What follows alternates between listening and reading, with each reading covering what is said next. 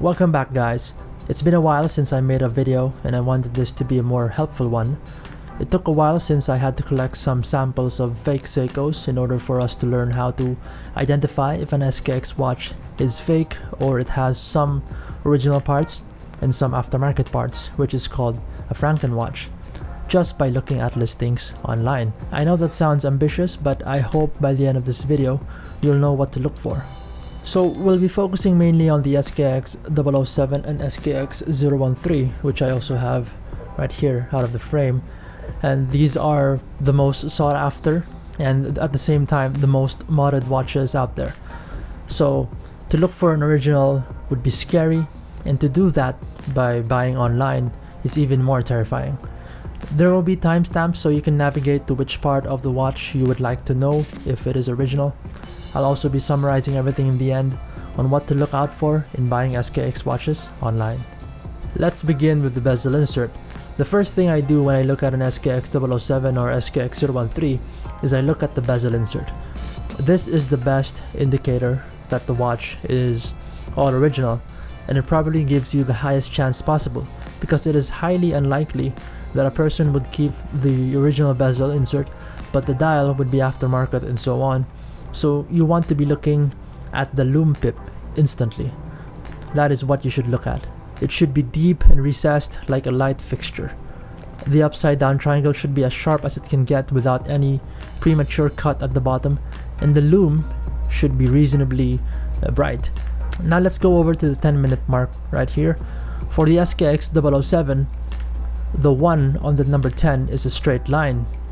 Here is an example of an aftermarket bezel insert with an obvious bulging out lume pip, and the 1 on the 10 is not straight, and you can see the upside down triangle is much wider and larger than that of the original, and even the lume pip in this one is not aligned in the center. But this is an unconvincing example. I have here a scarier example which is even more difficult to identify. This SKX 011 that I have modded has an insert that I haven't really noticed until I looked closely. At first glance, the lume pip looked old and already has some patina to it, but it looked okay from afar. But after taking a closer look at the lume pip, it did not have any recess to it, and the triangle abruptly cut off right there on the bottom. And here we could also see that the triangle is a bit wider than the original one. So to add to the bezel insert, the finish should be matte and grainy, and the aftermarket one right here is glossy black. You see right there, the bezel insert just shines on the orange Seiko, and this one is matte and grainy. Okay, so I just removed the bezel insert of my SKX 011 so we can see it much better. Now on camera the differences are really not that obvious, but when you put them side by side, for example, let's start with this 3 here. The original, it's much thicker, much bolder, and there's quite a distance to them before they reach the edge. So what I mean by that is, for example, we have here in the 20, there is some gap before the 20 touches the bottom part, and here it's quite close. There might also be cases wherein the bezel insert will become glossy due to the oil in our skin, but then the whole condition of the watch should also be congruent to that. On the other hand, the SKX 013 has the usual 10 with an extension right there on the 1. It's not a straight one as compared to the SKX 007, and if you see a straight one in an SKX 013, that is 100% an aftermarket. Believe me, if you see more and more examples, your brain will eventually identify it from afar. The SKX 013 has the same things to look at. Number 1 is the lume pip, so you look at the lume pip and the 10, and you can then identify if it is original. Here is an example of an aftermarket SKX 013 insert. The lume is bulging out. Okay, so let's move on to the case and bezel of the watch. The bezel has to have a click spring, which looks like this, which is unidirectional and has a smooth 120 click. If it is not smooth, but as long as it still turns unidirectionally, maybe the bezel gasket There's a gasket inside there. It's just worn out, and replacing it will make the action much tighter and crispier. Now some fakes would also have a click spring. This is the one we have right here.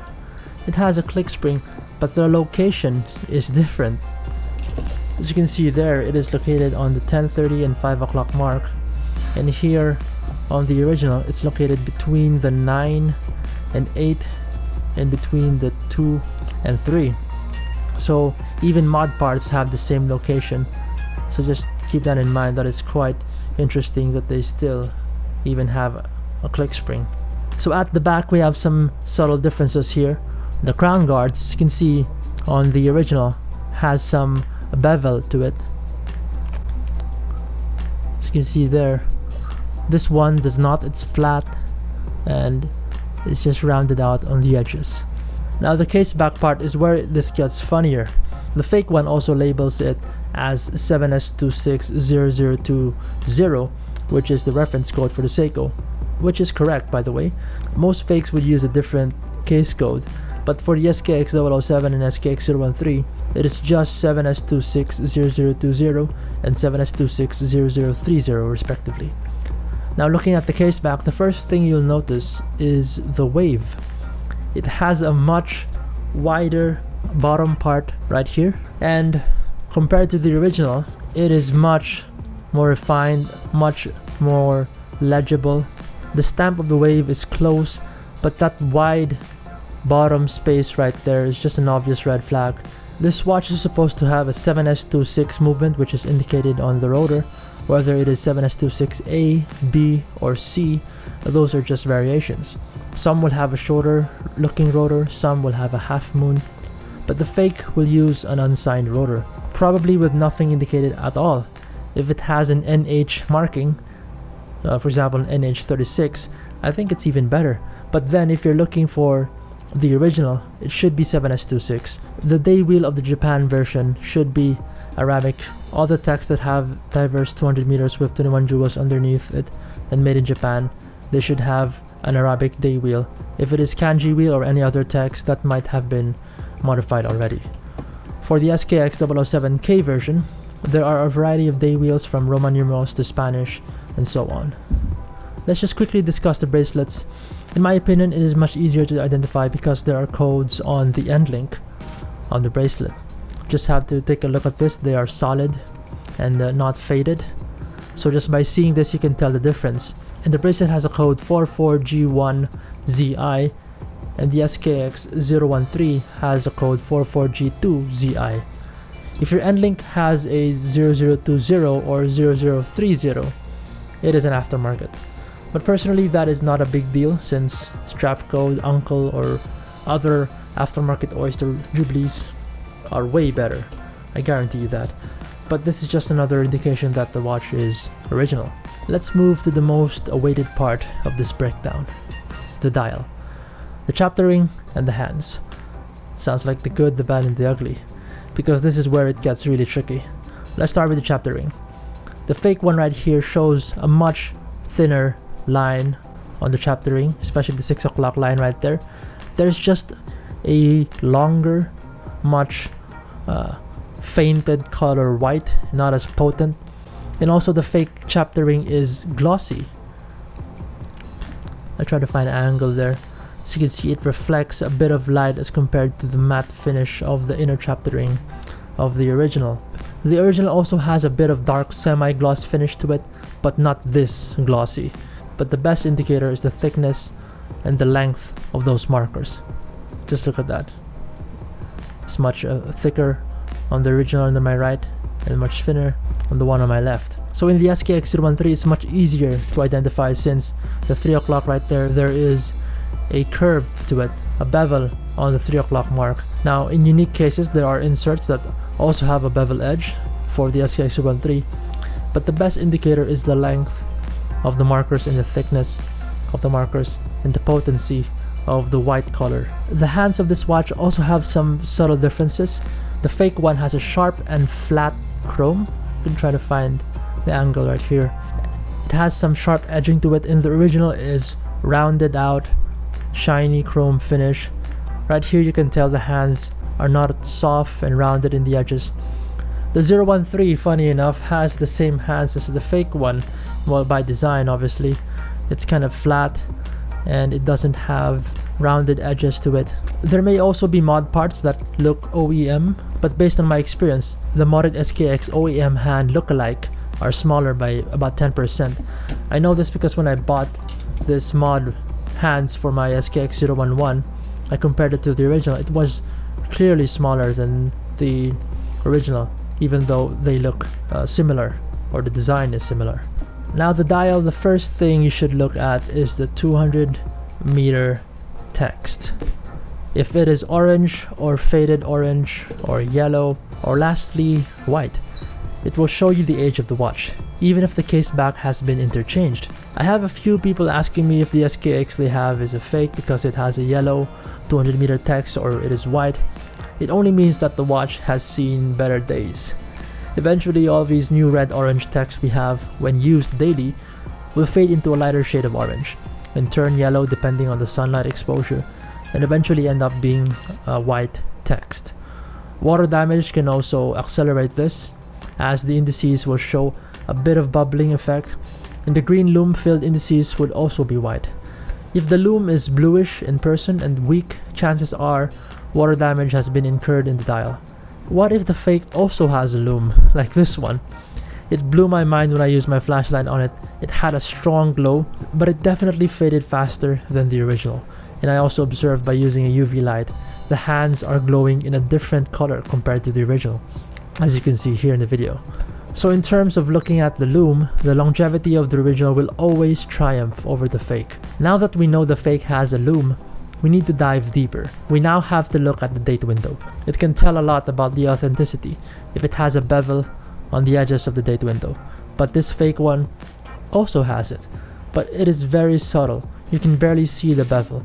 There are also some aftermarket dials that have no bevel at all. The same applies with the SKX 013, as it also has a bevel on the date window. The last thing we need to look at are the markers. Now the fake one has some unusual lighter shade of white outline to it. In the original, you have to look closely to spot the lume filled space inside the markers because it's filled up to the sides really well. And this one, the fake one, you can spot it from afar. But for the most part, what I look for is the line at the 6 o'clock. It will tell you everything you need to know about the dial. Most, if not all, fakes have a thicker 6 and 9 line. So the line that goes up right there to the 21 jewels. I don't look at the 12 o'clock marker since it doesn't show an obvious difference.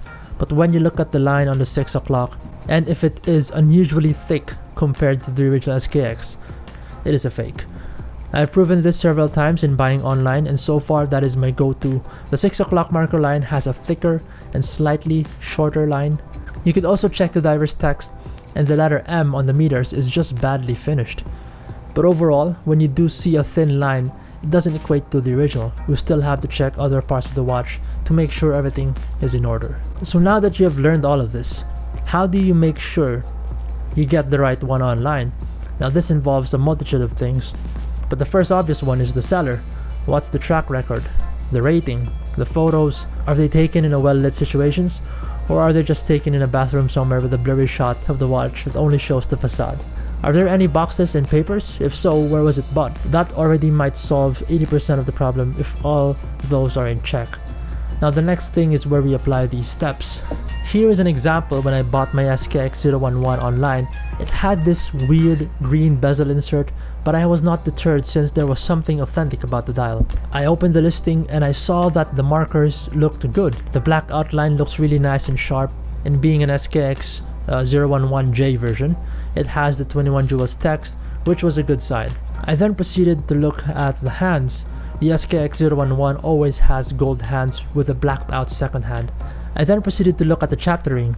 It is not as dark and deep orange as I would like it to be, but given that it might have some heavy usage outdoors, I saw it as a normal thing.